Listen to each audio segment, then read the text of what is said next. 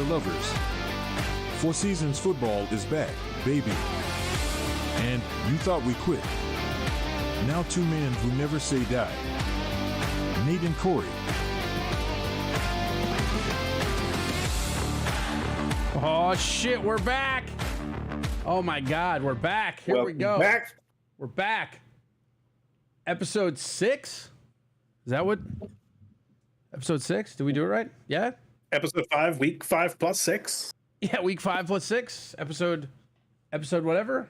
Episode who cares? Wait, it is 6. It is 6. Then it's fine.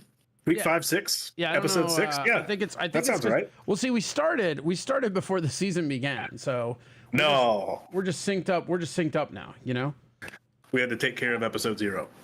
Yeah, it's very very David Lynch of us. Hi, how's it going? Welcome back to Four Seasons Football. I, of course, am Corey. That, of course, is Nate. And welcome back. We missed you last week through no fault of Nate. Clearly my fault.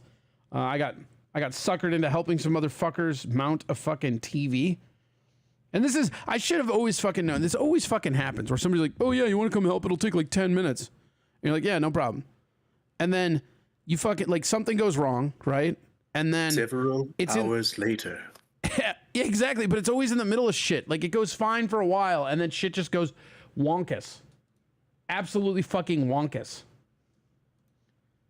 And then boom. Next thing you know, you're not doing your own sports podcast. Really sad. All right. Hi.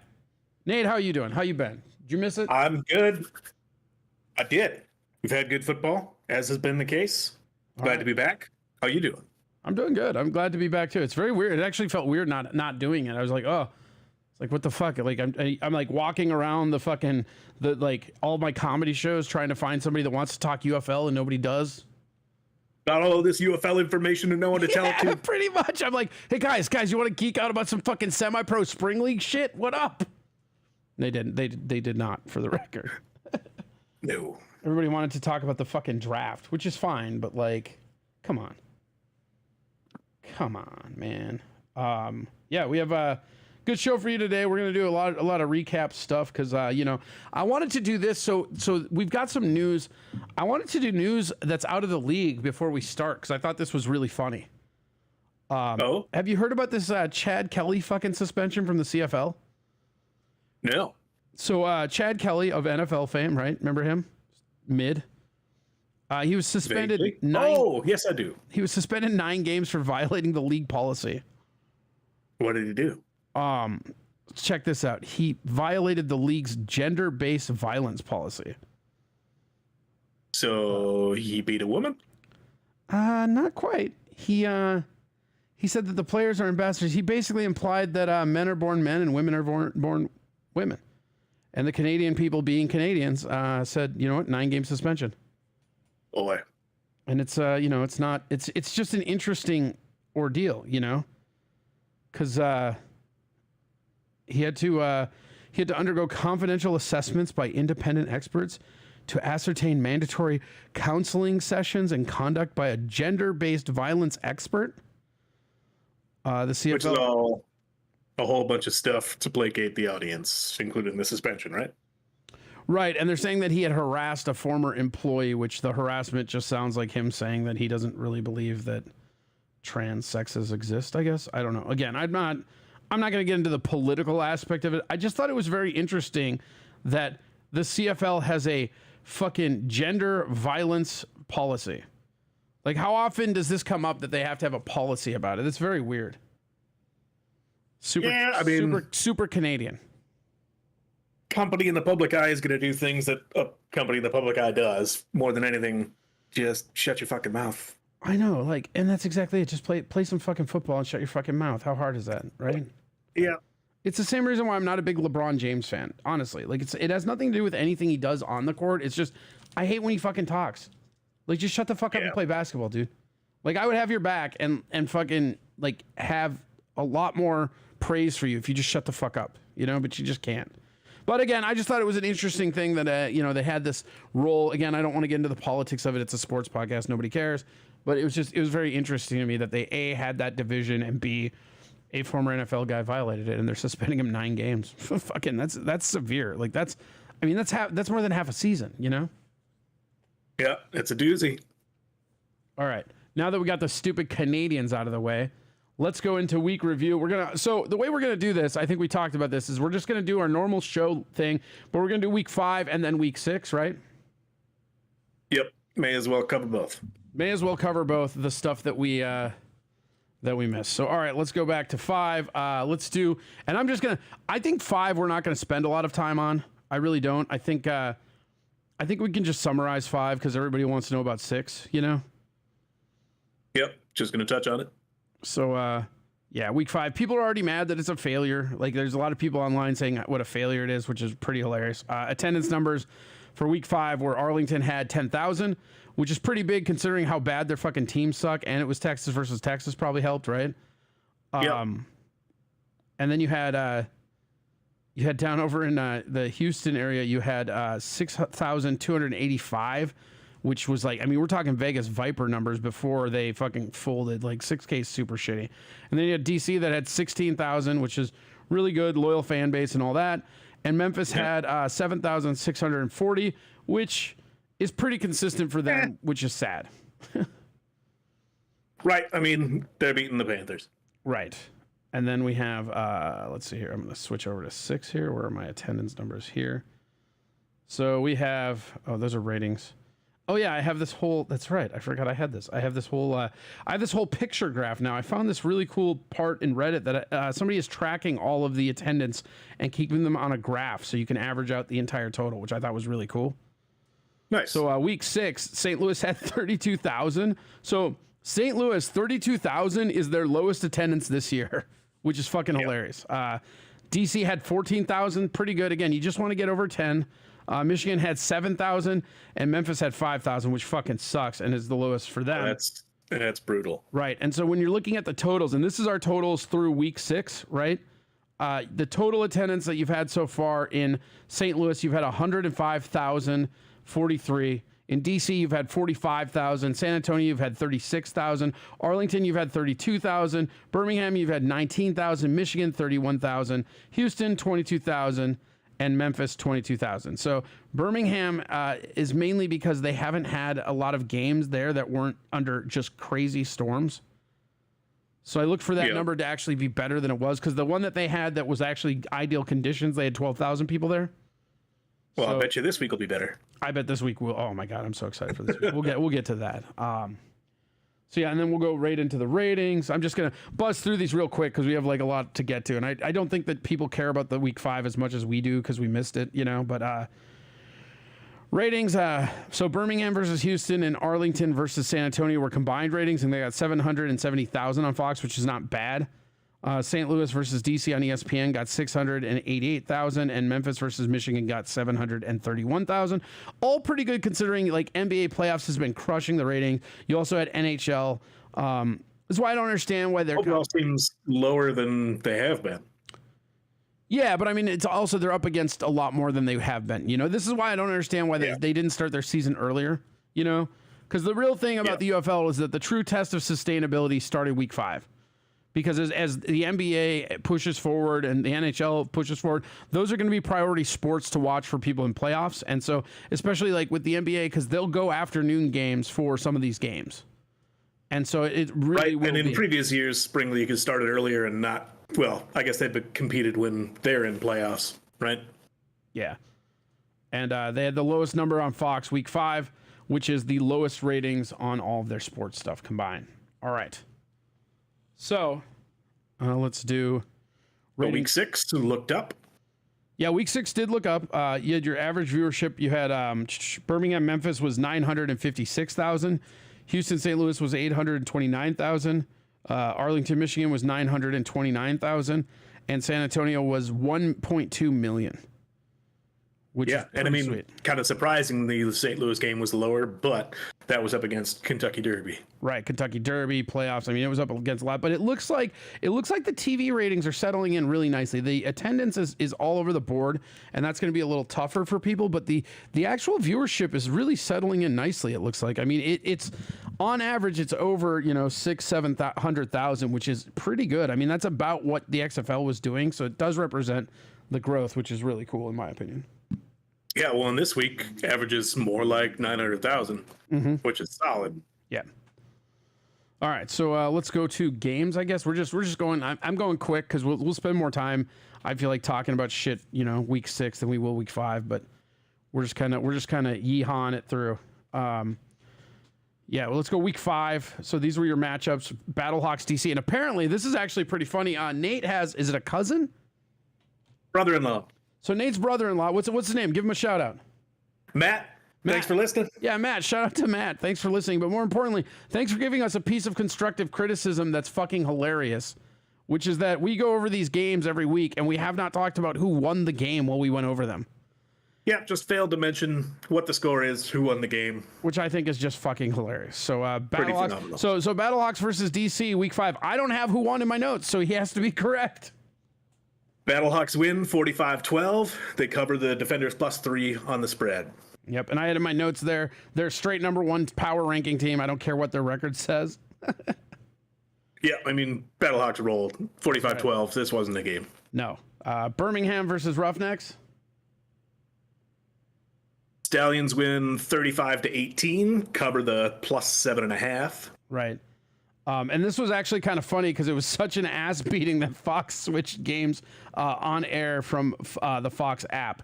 So they had the game that they were doing on air, and then they also had the other one on the Fox app. They switched to the Fox app game because the Stallions were beating their ass so hard. Yeah. I mean, this was over after the Roughnecks' first possession. And I had a note in here that clearly it should be Martinez's team, which I will only reiterate after we talk a little bit more about week 6. Yeah, I mean, in this game, he ran for 138 yards, which is ridiculous. Right, and I mean, he's got 302 yards rushing at that point in the league. And he hasn't even played all the games. That's what's so crazy. He leads the league in rushing, and he hasn't even played all the games. And that's just week 5. Yeah, he took 2 weeks off, right? Yeah, because Coral started the other ones. Panthers versus Showboats. Panthers Showboats. Panthers win 35-18. Cover the Showboats -1.5 spread. All right. Etling, who played for the Patriots, is on the Panthers. That's kind of cool. Jake Bates missed his first kick outside. Then his second one. So he actually missed 2 kicks in this game, which I thought was crazy because it was his first time kicking outside. So I thought maybe we had a problem. And then I also thought it's so funny to look at these notes versus like what I know happened in week 6, because I had a big thing about maybe he caught the yips. Are we looking at Blair Walsh? I have like a lot of stuff belittling how he might suck now because he missed 2 field goals week 5. No worries. Yeah, stay tuned for week 6 because he's in my notes again. Hills is a monster. Nakua icing them. Panthers look good. Showboats might be the worst team. Again, doesn't really age well, but fine, whatever. And then we have San Antonio versus the Renegades. Etling did fine filling in for Perry. I think it was his first full start. Nakua got his third pick in a week in a row. Wes Hills was a monster rushing for 3, and Troy Williamson is terrible and overthrows everything. So fucking terrible. All right. Williamson. And then we have San Antonio versus the Renegades. And Brahmas at Renegades. Brahmas win 25-15, cover the Renegades +2.5 spread. Arlington, this is what I have in my notes. Arlington looked okay until they played stupid games and started to win stupid prizes. Yeah, my note was essentially, despite Dormity's best effort, the Brahmas crushed in this one. And they almost got housed on. Like, the Renegades got a pick, and then, like, San Antonio just pulled away. I mean, like, they almost housed these motherfuckers, and then they just started playing stupid-ass games. So, then I had this little thing called halfway opinions, which were just halfway through the season at week 5, and my only halfway opinion was the Renegades are done. And I'm rooting so hard for them to not win an entire game down the line. It's ridiculous. Yeah, I mean, I'll say more later, but I feel so bad for Luis Perez. He's played great, and the team is awful. He really has. It's like he's just on a fucking trash. You know what I mean? It's sad. Yeah. Right? All right. So then let's go over to week 6. And let's see. We got Battlehawks versus Houston. Roughnecks at yeah. Battlehawks. Actually, hold on. Yeah, let's do Birmingham. Yeah. Okay, whatever. Start We with can do- Stallions Showboats. Yeah, let's do Stallions Showboats first. I just like so. Okay, the thing about the Stallions that's really interesting is they have a 12-game win streak going since last year that they made 13 by the score of. Go ahead. So Stallions cover the 12.5 point spread and defeat the Showboats 39-21. Which is a monster spread. It was unreal. Yeah, I mean, this week the spreads were finally starting to actually catch up with the teams that are dominating at this point between the Stallions and the Battlehawks. The Showboats went up first. Like they went up first in this game. Like they scored first, but I never felt like they were gonna win. You know what I mean? Like I never, at no point in time. And then my favorite was the coach. My favorite thing in that game was the coach and the quarterback's interaction because he's like, "Dude, when you see that first play, it's gonna make you cry." Like I'm like, that's so funny to get a live mic on a coach, and he's like, "Dude, when you see how bad you fucked up, you're gonna cry." Just how badly you missed that. Right, and more on this later as I go through because there's another coach thing that's just fucking top shelf shit. Yeah, the Showboats scored first, and then from there on out, it was just the Adrian Martinez show. I mean, it's clearly Martinez's team, right? Like, I mean, Coral should not come back. Like, and nothing against Coral, he played good too. You know, honestly, it's a good argument for trades. Yeah, I mean, there's multiple teams that could absolutely use Corral. But Martinez went absolutely nuts. 23 of 36 for 369 yards through the air and 4 touchdowns. And surprisingly, only rushed for 25 yards after 138 the week before. It just should absolutely be his team. It's unreal. And then you had that Jordan Thomas catch was so fucking good. Well, and the funny thing is, he hit that deep shot on the left sideline 3 times. First to Deion Kane, then the turnaround one-handed catch to Thomas, and then later to Kevin Austin Jr., who busted it for like the 80-yard touchdown. Yeah, and then he also hit that Williams one was after like a dope-ass shoulder shuck, too. He had that guy come in and he just fucking deked that dude out of his shoes and then threw it down to fucking Williams, which was amazing.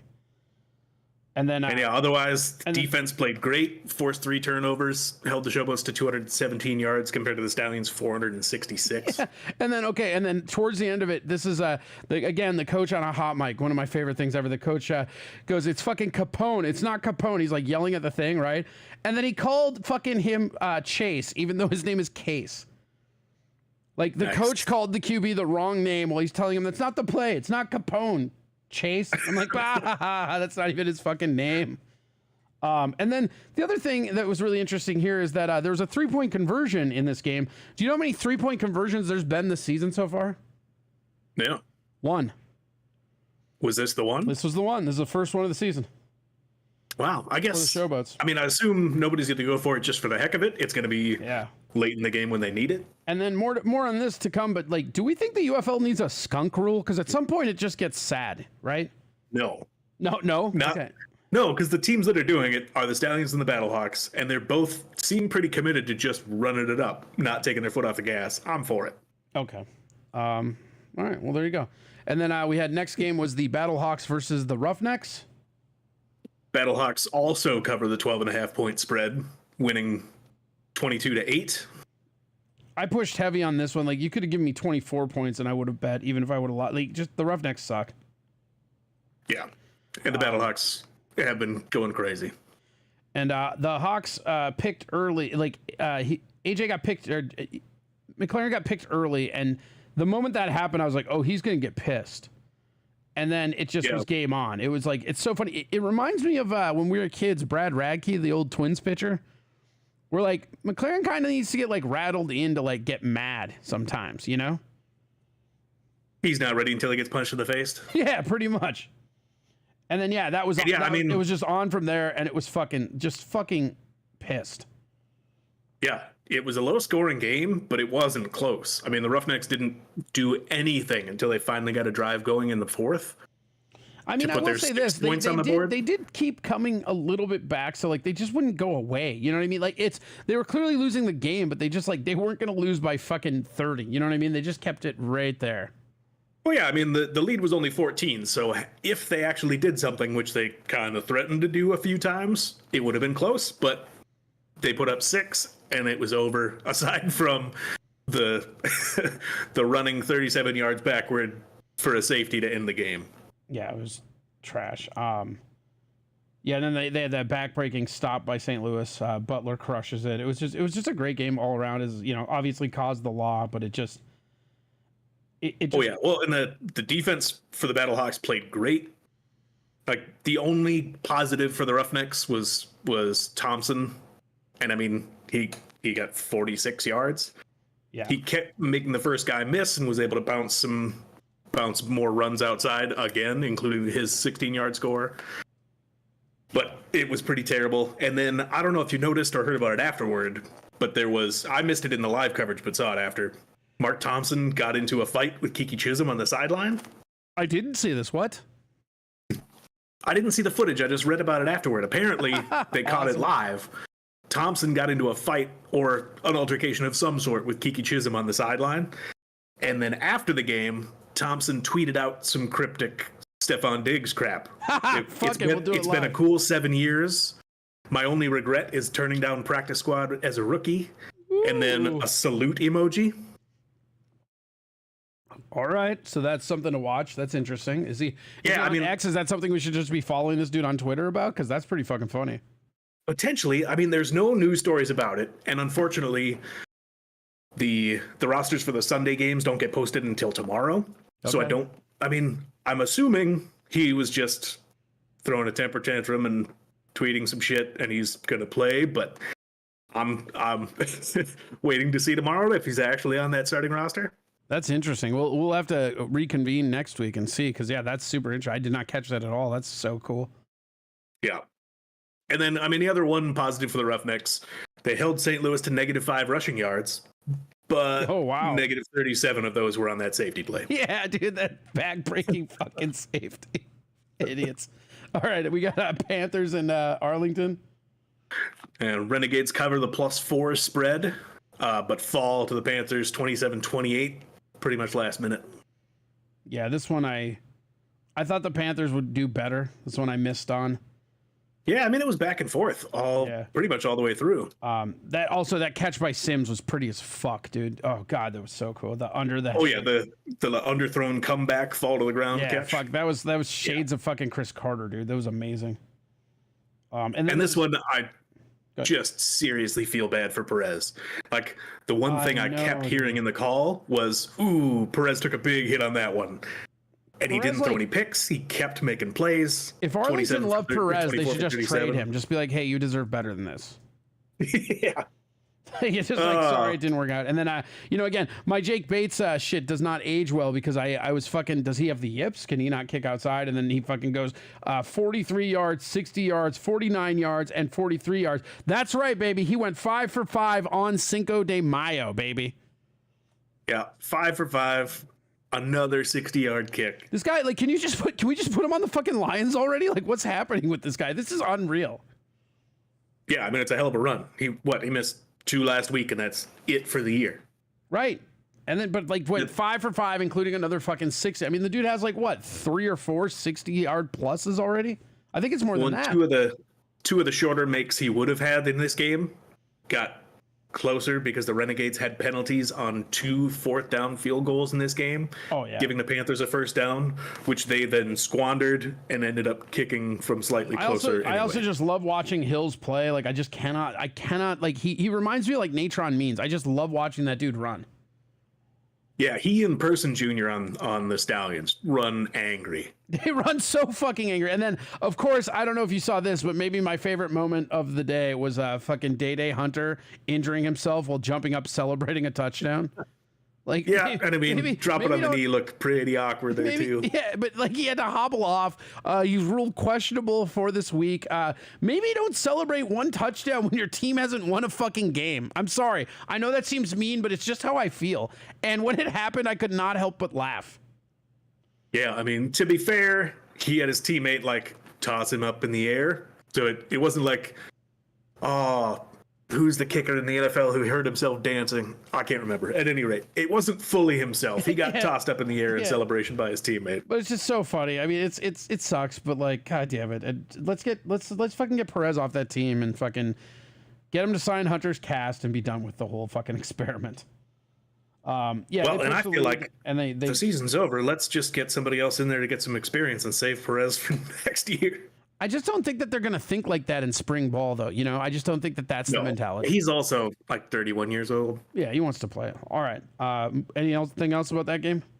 No. All right. Moving on. We got the DC versus Brahmas. Go for it. Defenders cover the +1.5 spread and win 12-18. 2 for 2 on my spread picks. Trash. Yeah, I think the highlight of this game was the beer. I'm not going to lie. I watched part of this game, but this game bored the fuck out of me. Yeah, I mean, it was a slugfest, which, it was like a weird, it was like to the Brahmas. Yeah, but it was like the most boring slug. It was like a fucking sissy slapboxing match. It just wasn't even like, it's like, I'm gonna fucking slug at you, and then you're gonna slug at me, and then it's gonna go back and forth, but we're not gonna really do anything. And it's just like, I don't know, man. I felt like you could have zoned out in like the second or third quarter and just tuned back in at the fourth and not missed anything. Pretty much. And honestly, if Dormady played even decent the Brahmas role in this one, he was awful. 16 of 26 for 79 yards, Trash. 1 score and a pick.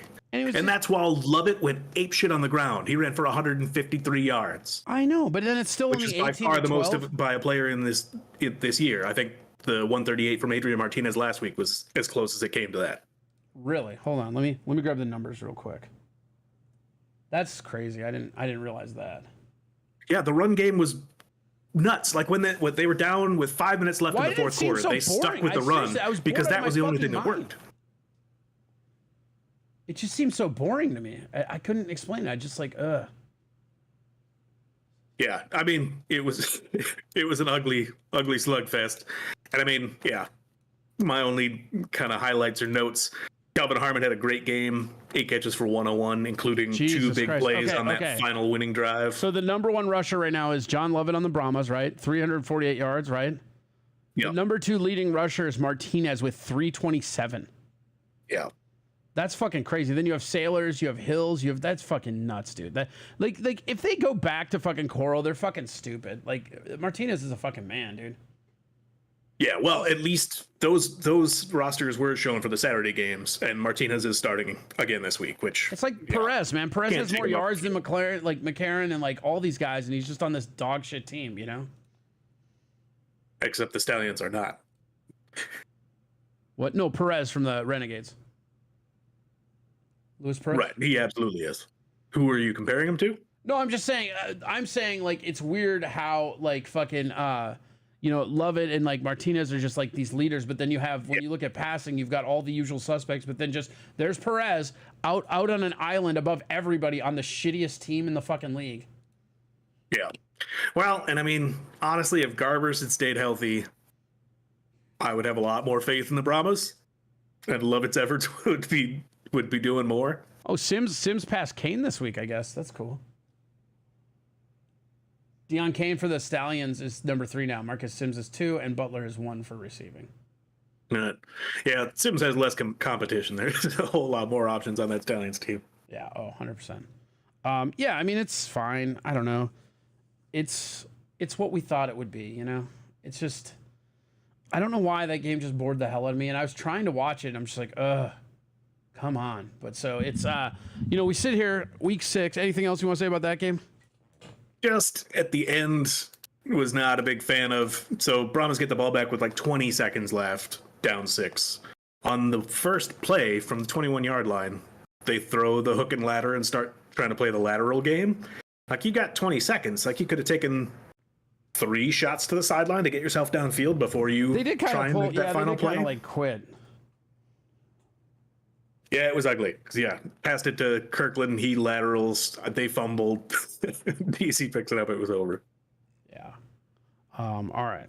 So that's that. Next up, you want to do, let's see, what do we got next? Power rankings? Yeah. Let's do our power ranking. Do you want to just we should just do it from now. Don't worry about 5 because like we'll be like, oh, I thought it was this last week. Because I mean, I don't know. Mine didn't really change that much from 5 to 6, I don't think. Not really. I mean, awfully close, if anything. I've got the Battlehawks number 1. I know everybody's going to disagree with that and call it a homer, but I don't care. I just think the Battlehawks look like a more complete team. I think the Stallions might have a better offense, but I don't know. The Stallions did win, and again, we're going to get that chance to watch it this week. Heck yeah. So I've got Battlehawks, Stallions, Panthers, Brahmas, Defenders, Roughnecks, Showboats, Arlington, I guess. And I hate upgrading. You know what? No, we'll go Showboats, Roughnecks. We're keeping Roughnecks down. Fuck those guys. So you got Renegades at 6? I've got Battlehawks 1, Stallions 2, Panthers 3, Defenders 4, Brahmas 5. Yeah, we'll go Memphis 7, or Memphis 6, Roughnecks 7, Arlington 8. And I could be convinced to drop the DC. Actually, you know what? Yeah, I will put DC underneath Brahmas, actually. Sorry, rearrange those two.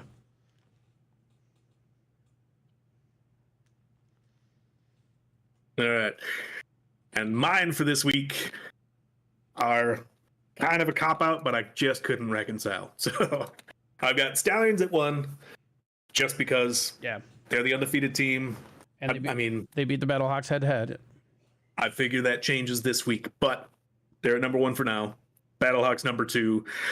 Then at number 3, I've got the Defenders, Panthers, and Defenders all together. Wait. Oh, all together? Yep. All right. I can't. Okay, all right. Brahmas have a great defense and solid coaching, but their quarterback is trash. Panthers are meh on both sides of the ball. Yeah. Defenders with an elite kicker, so like they can score points from 60 yards out. Right.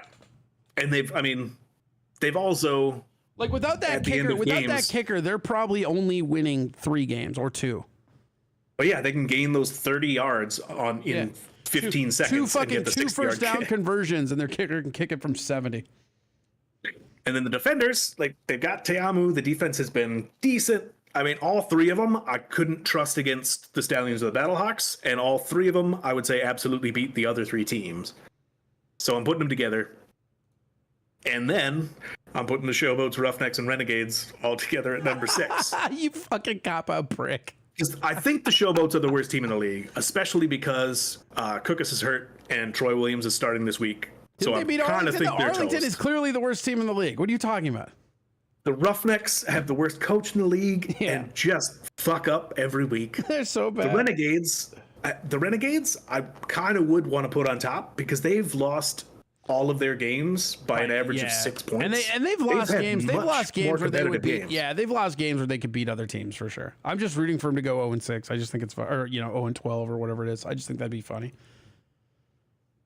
So yeah, I'm indecisive. I guess I've got those the 2 good teams, 3 okay teams, and the 3 trash teams in those tiers. I mean, honestly, outside of the Battlehawks and Stallions, you're hard pressed to get me to care about any of these fuckers. Like, you know what I mean? It clearly there's such a clear like division in the league to me between Birmingham, St. Louis, and the rest of the fucking league. Yeah, I mean those 2 have good teams on both sides of the ball and have been consistent. Everybody else, at the very least, has some serious weaknesses. See, aren't you glad you went with the fucking Battlehawks? You could be sitting here pissed as shit as an Arlington fan. That almost happened, bro. Yeah, chances are I would have been a Stallions fan rather than the Renegades. But you're right. You were not gonna pick a team from Alabama out of nowhere. Shut the fuck up. Nor would I Arlington. I like horsies. My name's Nate. I was almost a Vegas Vipers fan before I knew anything about the XFL last year. Yeah, I'm glad I just didn't pay never attention. do that, dude. Vipers poop standing up, man. Don't do that. Oh, thank God. Okay, so let's get updated on our picks, which were submitted. We could have both lied about them, which was pretty cool. I feel like neither of us did, so that's nice. Like, I definitely could have lied better than 2 and 2. And yeah, just a quick go over week 5 since we missed those. We both took the Brahmas. I took the Roughnecks plus 7.5. You took the Stallions minus 7.5. We both took the Battlehawks. We both took the Showboats. I went 2 and 2. You went 3 and 1. And then for week 6, We both went 2-2. So our overall at this point in the season, I'm at 9-15. You're at 14-10. All right, winning record, not bad. I feel like it's gonna. I feel like the picks are gonna get better now. It's gonna get easier. Like it's starting. The lines are starting. The lines are starting. The lines are starting to adjust, and the teams are supposed to be what they are. But yeah, I mean, the lines last week were crazy. But again, it's. And I hate it because it happened again last week where it's like I missed like I went like 3-1 with my picks, but the line fucked me. Like, what do you do? But we both did get the 12.5 spread picks correct. Well, of course we did. It was like fucking what? Like the Roughnecks versus the Battle. Dude, I would have taken 80 points. I don't give a fuck. Like, whatever. Let's go, right? Right, but that's safety. If you push the spread, two more points we would have missed thanks to Hey, I don't want to talk about that, okay? You're not wrong, but I want to talk about it, all right? But yeah, so for last week, we both took the Stallions minus 12.5. Got that one. We both took the Battlehawks minus 12.5. Pop those on the Twitter, too. Update these people on the Twitter, too, if you get a chance. Yeah, we'll do. We also both took the Panthers minus 4 and missed on that. And we both took Brahmas minus 1.5. This seems like a great point to tell them that they can follow us at, what is it, Fours Football on Twitter? Fours Football. Yeah, and then they can also go to fourseasonsfootball.life, and you can catch all the different episodes, including episode 6. It's kind of nice that we missed that week, but we're still, it's week 6, man. We got this. Yeah, it was just a correction. Yeah, also, if you want to reach out to us, you can hit us at fourseasonsfootball@gmail.com. That's my line. What are you doing? God damn it. Just making sure it didn't slip through the cracks. You're taking my line. You know what? Actually, as you say that, I'm going to actually go in there right now and see if we have any listener mail.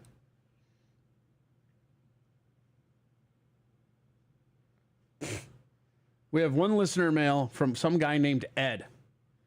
Hi, Ed. And his email is yourmom@hotmail.net, which isn't real. And it just says, "What the fuck? Where's my stupid podcast?" And that was left a week ago. All right, well, that's fair. That's fair. Yeah, good news, Ed. Your stupid podcast is being recorded now. So by the time you hear this, we're sorry. And, who cares? Double-decker podcast sandwich. That's right. Double-decker podcast sandwich. All right. I feel like we've covered a lot of ground. I feel like we're doing good. This is going to be pretty fun. All right. What do we got? What do we got next? We got games this week and picks and all that shit. Yep, games for this week and our picks. All right. Well, why don't we start going with games this week? And let's do our picks and discuss it. What do we got first? You lead the dance on this one. All right. So early game Saturday. Yep. Showboats at Renegades.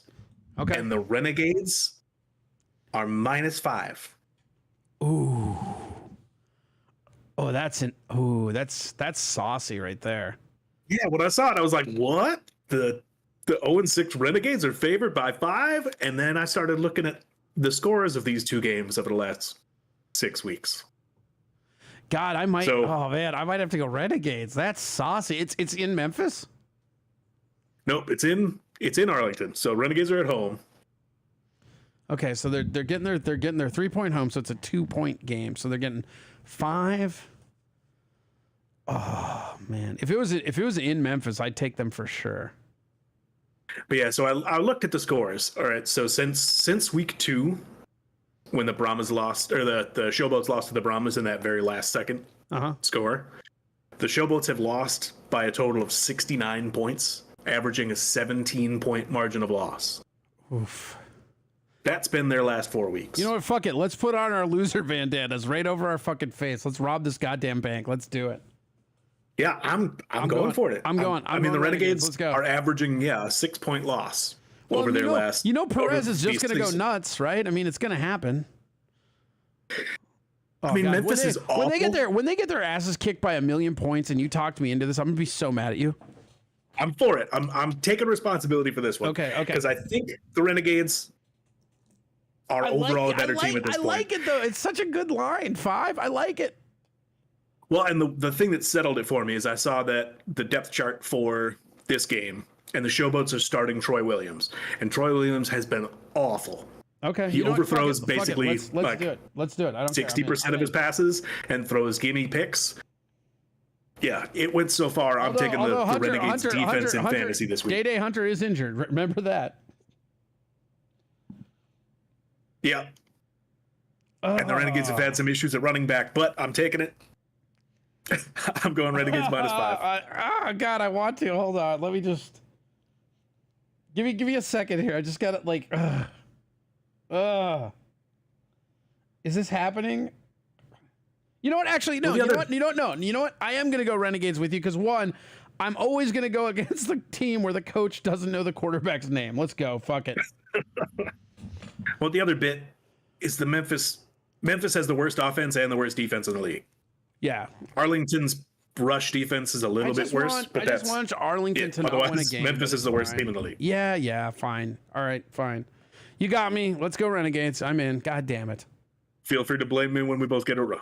I will. You know what's gonna happen is they're gonna win and not cover. That's what's gonna fucking happen. Yeah, they're gonna win by 3. Yeah, you and I are gonna be next week is gonna be you and I being the most miserable fucks on the planet, like fucking Arlington. Or apologizing to Troy Williams for his spectacular game. Yeah, I don't see that happening, but all right. No. Hopefully I eat those words up. All right, what do we got next?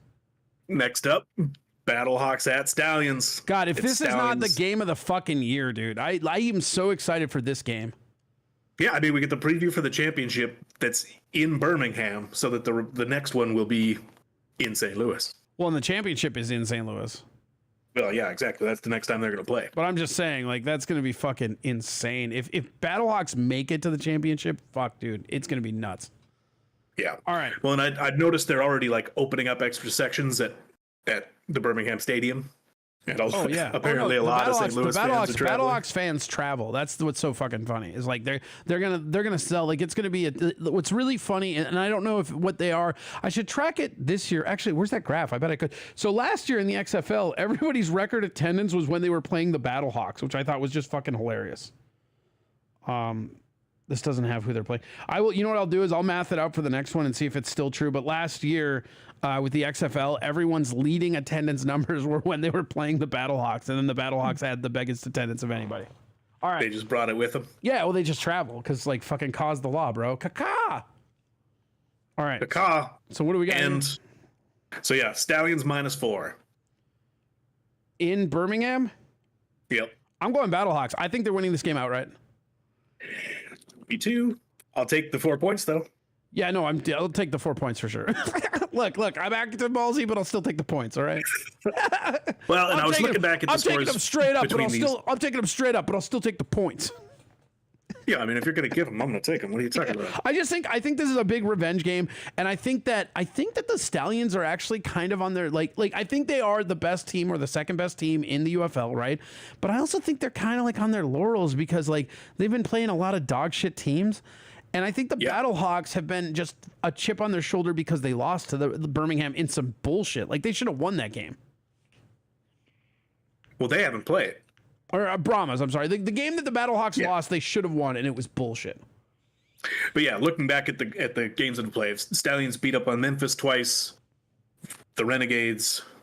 The only 2 decent teams they've played were the Panthers and the Defenders, and both of those games were super close. Well, I mean, Panthers was 7. Going, dude. Cause the law. Let's do this. 1 or 2. Caca. All right, what we got next? Next up, Panthers at Defenders, and it's Defenders +1. Yuck. It's at Defenders. Yep. Which is the second best. I'm gonna go Panthers, but only because field goals are worth 3 points.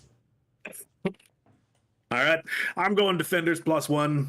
They're the home dog. They've been playing pretty well after a rough start. And the Panthers, I mean, Panthers are decent on both sides of the ball, but nothing too crazy. I just think I wouldn't be surprised if it comes down to the base when you have field a goal. kicker that can just it's going to come down to a field goal. And if you're going field goal, I'm going to go with the Panthers just for that. I think it's going to be a very close game. I could see me losing this too, though. But you know, I'll go Panthers on this one. All right, and last up, Brahmas at Roughnecks. Roughnecks +3. Brahmas. Jesus Christ. Roughnecks +3? Yeah. Jesus Christ. Rough. Just the standard home advantage. That's trash. And Brahmas all day, bro. Yeah, I'm going Brahmas. I can't help but think the Wade Phillips just leans on the running game. If this were one of those like DraftKings bets where you could slide the thing to get more points, I would do it. Like I would probably take the Brahmas up to 5, or like 6. You know what I mean? Like you know how you can slide it to get better odds sometimes on those apps. Like I would slide this maybe even up to like 10. Like Brahmas are gonna beat the fuck out of the Roughnecks, bro. Yeah, I think the Brahmas come out angry, and I think the Roughnecks are terrible. CJ Gardner's terrible. They're terrible. I'm telling you, dude, oh my God, it's going to be so bad. But yeah, a real excitement for this week is going to be Saturday afternoon. Which is going to be interesting. What I'm really interested in to see is 1, the attendance, and 2, the ratings, because Saturday afternoon they've got NBA playoffs and I think NHL is going to. So it'll be really interesting to see what the big marquee fucking matchup does against these big marquee matchups of playoffs. You know what I mean? Like, because there are people, it is gaining a fan base and the ratings have been pretty solid. And I'm looking like, because if they get close to like 900,000 viewers, like during that time slot, we're fucking golden, dude. Because this is the best. Like this game will be the best product that the UFL has to offer. It's not gonna get any better than these two teams versus each other. It's just not. Nope. And I mean, it's tough to say how much of the ratings are fans of the UFL tuning in as opposed to people choosing some football on the TV rather than whatever else is on. But yeah, I would love to see this one over 900, maybe hitting 1 million. Yeah, this would be. I can't wait though. This is fucking. I mean, you're gonna get so many texts from me while we're watching it because I am so excited for this game. And honestly, even if my Battlehawks lose, I won't even be that angry because I really like the Stallions too. I want it to be a good game, and I'm excited because this to me, this matchup of the Battlehawks Stallions, this is what like the closest to an NFL matchup we're gonna get out of this league, in my opinion. Yeah, I mean, these two are leaps and bounds better than the rest of the league. It's not even.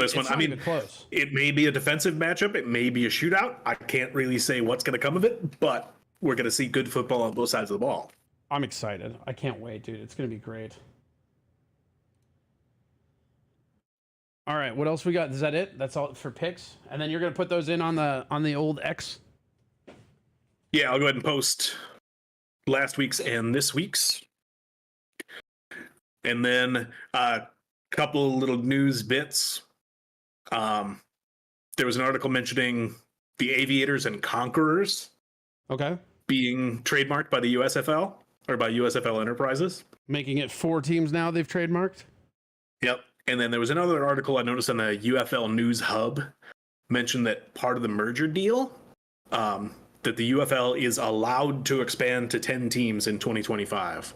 Ooh, so that's a different number from what I think Greg Williams had mentioned earlier in the year, that they were going to go to 12. Maybe it's just 10, which would be, one more in each division. Which is weird because they now have 4 names copyrighted. Well, who knows if the Panthers and the Roughnecks become one of those other ones? Oh, yeah, that's a good point, too. Yeah, like anyone with any of the attendance problem, probably the Showboats, actually, because there's just no attendance. Right. The ones that aren't bringing any money may get bought out. Interesting. So we might look at 2 expansion teams with 2 of the teams moving elsewhere. That's actually a weirdly cool prediction. I don't mind that at all. No, I mean, put the teams where people are going to show up and watch. I mean, kind of a no-brainer. You're going to make money with people selling tickets. Any NFL news you want to talk about before we go? We actually plowed through this so quick. We got out ahead of schedule. Nice. Well, yeah, so quick little bit for the UFL. The Roughnecks signed a rookie tight end, AJ Lewis. Panthers signed a rookie defensive end, Jesus Gibbs. And the Brahmas signed embattled quarterback, Jaden Delora. Ooh. That guy just sounds like he's a veteran. Like that guy sounds like he came out of his mom's womb at like the age of 48.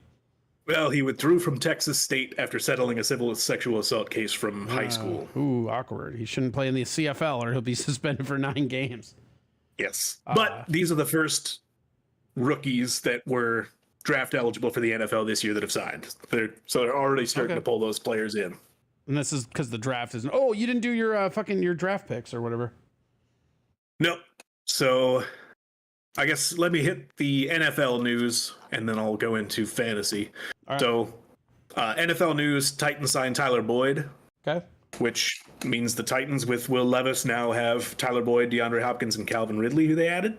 Never heard of So him. starting to look like they've got an offense working, although they lost Derrick Henry, so we'll see. Yeah. And then just touching on the rest of the Vikings picks, we got a tall cornerback in the 4th, 2 linemen, a defensive tackle, and a kicker. Did you see that guy? It was like who was like the last pick, or like the guy who like fucking hung up? Did you read about this? No. Is it the cornerback? The last defensive guy we drafted, right? Would have been the tackle. Yeah, so they called him and he hung up on them because he was shopping. Like they're like, you just got drafted. He's like, oh, I'm shopping. Call me back later. Click. Like, fucking what? And then the other one is the guy that's like the older guy that's like the tackle is the blindside guy that's like he was older and played like in the. That's the guy that was like a fucking. There's a guy that was like super smart and he transferred from a really good school to like fucking Oklahoma. Yeah. And that guy, we drafted him as well. And his family is fucking nuts. They called him on the phone and his family was like, fuck the Packers, fuck the Bears. We love the Vikings. Like the moment they heard he was drafted, they're just fucking all in. Hell yeah. Hop on it. But yeah, it's really interesting. So we had a player that hung up on the coaches when they told him he was drafted. And then we have another person whose family's going like fanatically ape shit.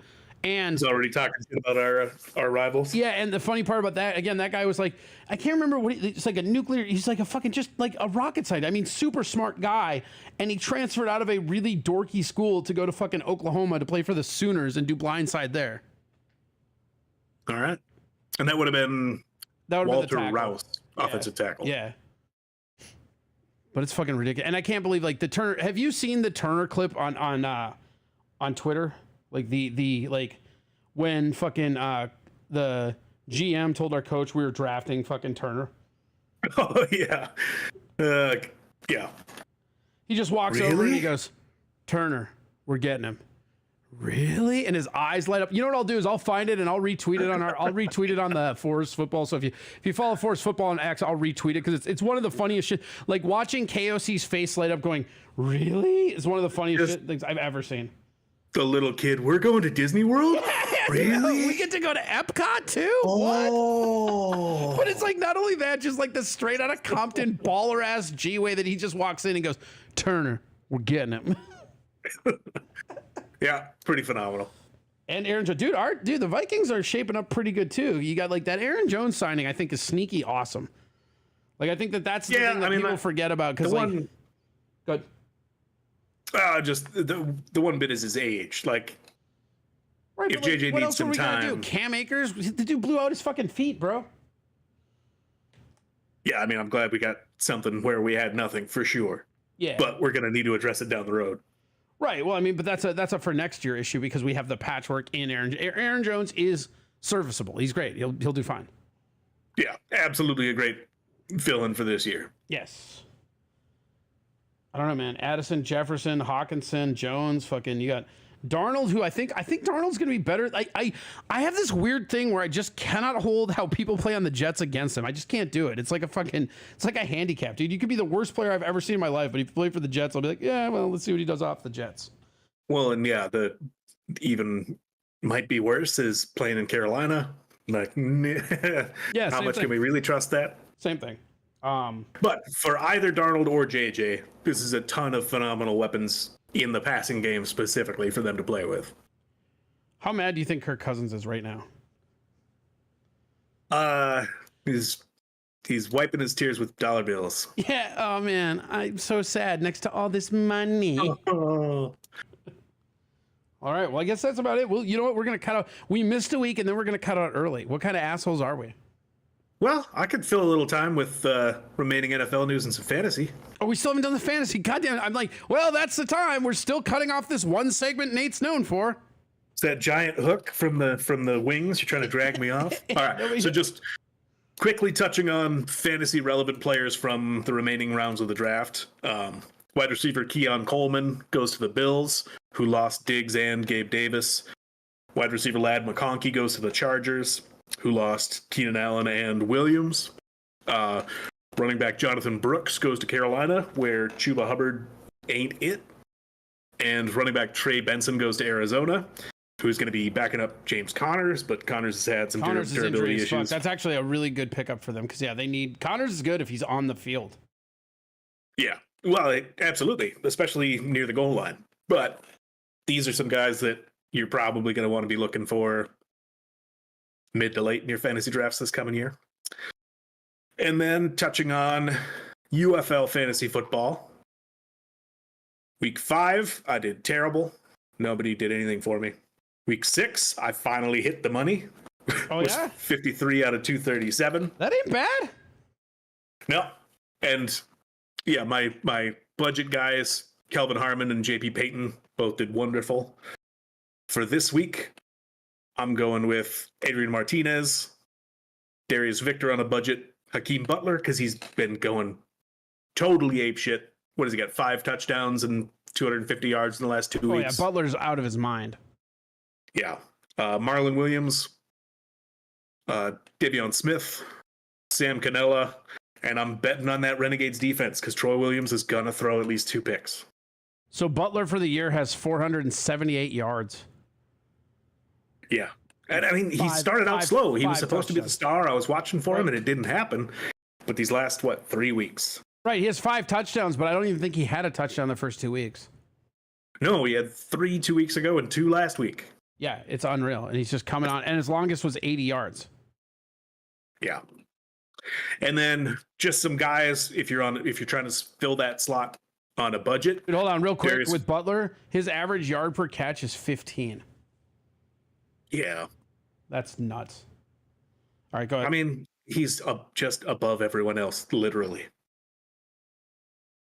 All right, so budget guys, if you try to fill your roster, Darius Victor is only 6,900. Showboats have been bad, but he's absolutely dominating touches. Devion Smith is likely to split carries with Letty Brown, who's coming back. Both of those guys are pretty cheap at 6,300 and 6,100. And against the Showboats, they're going to be pounding that rock. Right. I mean, it's tough to say just how many carries they're going to get, but those are the guys. There are no everybody else is hurt on that team. And then wide receiver Marlon Williams, pretty cheap down at 6,100. Sal Cannella, who's been playing great, 5,900. And if you're absolutely desperate, Jordan Thomas, who caught that crazy turnaround 33-yard pass this last week, is 2,800 because he's the second tight end behind Sternberger. But damn, they went to him there. They also went to him with the 2-point conversion. So I mean, yeah, if you want to free up an extra $4,000 on your roster, he's super cheap. Okay, that ain't bad. All right. Well, anything else we missed? Anything we need to address? I don't believe so. I think we covered everything for 2 weeks. Holy fuck, we really did it, man. I mean, we went through an entire 2 weeks and we're finishing right around 58 minutes. My God. I know, right? Well, I think what happened is we just hustled too hard because we had to, you know? Well, we set out that pace to get through all the week 5 stuff, and it's hard to just slow down to the week 6 stuff. Yeah, whatever. Who cares? You know what? Fuck them. We didn't give them a show in 2 weeks, and now they got fucked out of 2 minutes. Fuck us. We're out of here. Say goodbye, Nate. We're out of here. Fuck these guys.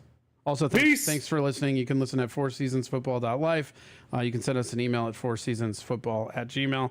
Of course, follow us over on Twitter at FourseFootball. That's about as much time as I can waste promoting. But if I keep droning on like this, I can eat up a little bit more time. And we're at 58 and 27 seconds. So is there anything you want to promote, Nate? See, if we just stall time, we can get to 60 minutes. Caw. Caw? Okay, caw what? What's caw? Caw? It was a really slow caw. Is that, would you say that's in fact the law? The slow caw or just caw? Because caw is the law. Okay. Well, what about the slow caw? Is slow caw also the law? Caw is the law. You sound like fucking Sloth from Goonies when you do that. Hey, you guys. Hey, call you guys. You know what? Good enough. Right, we did it. We ate up a lot of time right now. I'm just treading water. Just kidding. Fuck you. We're out of here. Thank you guys so much for listening. We'll see you next week. Have fun. Cause the law. Watch the Battlehawks absolutely fucking shithouse those fucking Stallions. Because Stallions poop standing up.